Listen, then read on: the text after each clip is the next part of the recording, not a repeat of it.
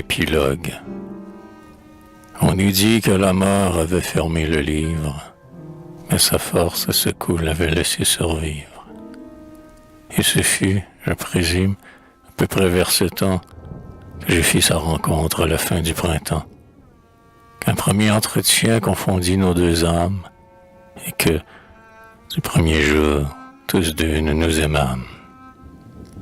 Depuis ce moment-là jusqu'à ses cheveux blancs, à sa maison de paix, je montais tous les ans. Elle était à mon cœur une source d'eau bonne, qu'on sait dans les rochers sans la dire à personne, et que dans sa mémoire on réserve avec soin pour aller à la soif la chercher au besoin. Chaque fois que ma vie est un peu fanée, qu'un chagrin me pesait dans le cours de l'année, mon instinct, près de lui m'apportant aussitôt, dans un coin de mon cœur, mettait tout en dépôt, pour aller dans son sein le verser à son air et rapporter la paix qui comblait sa demeure. Où trouver maintenant ma pauvre goutte d'eau, et ce banc sur la route où poser mon fardeau. Puis comme il m'aidait dans mes douces études, comme il connaissait bien toutes les habitudes, des plantes, des oiseaux, des insectes de Dieu, comme il me disait juste à quelle heure, en quel lieu, sous quel rayon du soir, sur quelle verte pente, ma main tomberait mieux sur l'insecte ou la plante. Et comme, de l'hysope aux plus superbes fleurs, de tout ce qui végète, il m'enseignait les mœurs. Il n'avait pourtant, lui, ni grand herbier, ni livre. Je recueillais tout mort, mais lui voyait tout vivre. Je savais mieux les noms, les genres, les contours.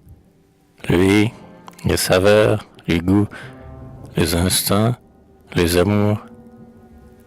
Pour lui, chaque herbe était un rayon d'évidence, un signe du grand mot, ou lui la providence. Sous ce signe divin, par la sagesse écrit, je contemplais la lettre, il lui lisait l'esprit. Et, prêtant à chaque herbe une claire étincelle, d'âme distincte au sein de l'âme universelle, il la voyait sentir, penser, agir, aimer.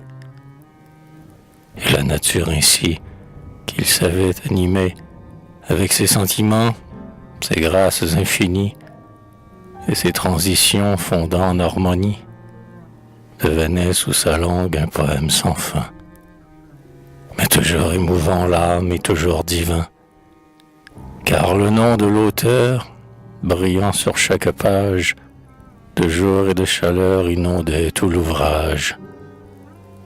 Jamais on n'y lisait avec lui sans bénir, et sans sentir aux yeux une larme venir. À présent que j'ai lu dans cette âme si tendre, je reviens sur sa vie, et j'ai peine à comprendre comment il a vécu comme un autre séjour, après avoir noyé tant d'âmes dans leur cours. J'aurais cru qu'une mort précoce et volontaire aurait déraciné cet homme de la terre, ou que son front, chargé de mystère et d'ennui, aurait jeté toujours une ombre devant lui. Il n'en fut pas ainsi. J'en bénis Dieu. Sa vie, quoique troublée au fond, ne parut moins tarie. Elle continua de couler doucement, sans devancer jamais sa pente d'un moment, et sans rendre son eau plus trouble ou plus amère pour celui qui regarde ou qui s'y désaltère. La douleur qu'elle roule était tombée au fond. Je ne soupçonnais pas même un lit si profond. Nul signe de fatigue ou d'une âme blessée ne trahissait en lui la mort de la pensée. Son front, quoiqu'un peu grave, était toujours serein. On y pouvait rêver la trace d'un chagrin qu'au pli que la douleur laisse dans le sourire, à la compassion plus tendre qu'il respire, au timbre de sa voix ferme dans sa langueur, qui répondait si juste aux fêlures du cœur. Il se fit de la vie une plus mâle idée, sa douleur d'un seul trait ne l'avait pas vidé. Mais, adorant de Dieu le sévère dessein, il sut la porter pleine et pure dans son sein, et, ne se hâtant pas de la répandre toute, sa résignation les pencha goutte à goutte, selon la circonstance et le besoin d'autrui, pour tout vivifier sur terre autour de lui. S'il poursuivit ainsi son chemin jusqu'au terme, c'est quand ses saintes mains le bâton était ferme. C'est que sa tendre foi, qui n'était plus qu'espoir, dorait le but d'avance et le lui faisait voir. L'heure dont on est sûr de tant de confiance s'attend sans amertume et sans impatience. Dans les chemins connus, on marche à petits pas, mais quand on sait le terme, on est moins vite las. Et puis les demi-cœurs et les faibles natures meurent du premier coup et des moindres blessures, mais les âmes que Dieu fit d'un acier plus fort, de l'ardeur du combat vivent jusqu'à la mort. De leur sang déchiré, leur sang vint ruisselle.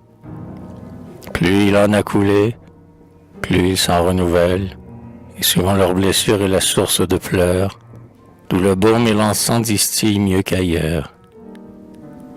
J'ai trouvé quelquefois, parmi les beaux arbres, de ces monts où le bois est dur comme les marbres, de grands chênes blessés, mais où les bûcherons, vaincus, avaient laissé leur hache dans les troncs.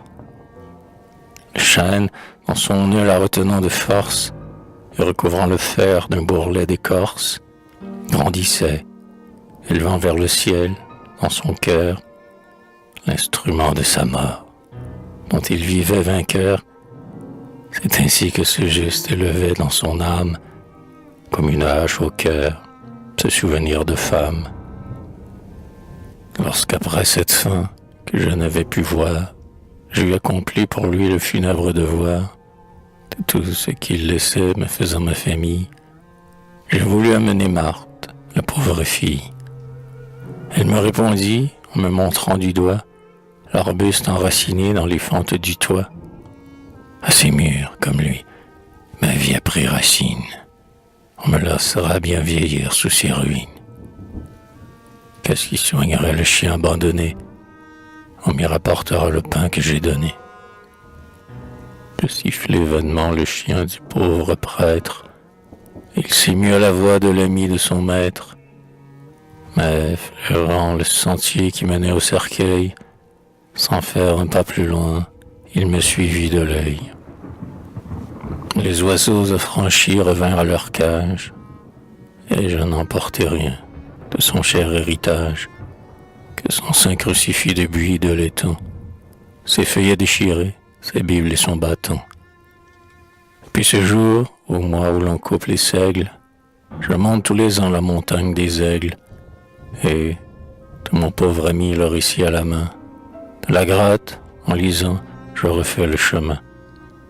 Du drame de ces jours, j'explore le théâtre, et j'y trouve souvent son vieil ami le pâtre, qui, laissant ruminer à l'ombre son troupeau, rêve de deux amants, assis sur leur tombeau. Car, malgré le mystère et malgré la distance, Jocelyn dort aussi près du corps de Laurence. Lorsque dans la montagne on sut, par mes discours, le secret divulgué de ses saintes amours, ces pauvres paroissiens, par pitié pour son âme, rapportèrent sa cendre au tombeau de la dame.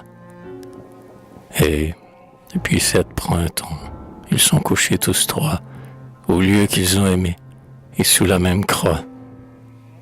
Souvent, les jours entiers, j'y rêve et j'y médite, car on aime ce sol qu'une dépouille habite, comme on aime à s'asseoir sur le banc de gazon, ou, lorsque le soleil a quitté l'horizon, la brume du couchant, que leur rampait déplie, vous enveloppe d'ombre et de mélancolie, mais où le rayon mort, qui voile sa splendeur, laisse longtemps sur l'herbe un reste de tiédeur.